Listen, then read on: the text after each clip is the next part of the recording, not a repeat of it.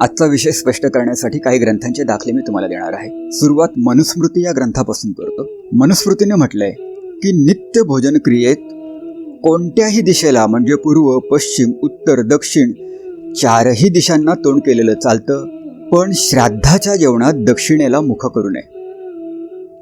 आता मनुस्मृतीच्या अनुशासन पर्वात म्हटलंय, आयुष्यम प्रांगमुख भुंक्ते यशस्यम दक्षिणामुखः श्रियम प्रत्यंगमुख भुंक्ते ऋतम भुंक्ते युधंमुखः.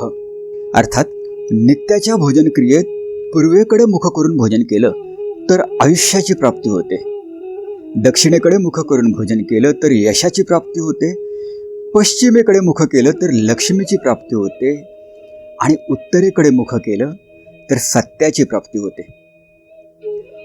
पण अन्य ग्रंथ मनुस्मृतीला दुजोऱ्या देतात का?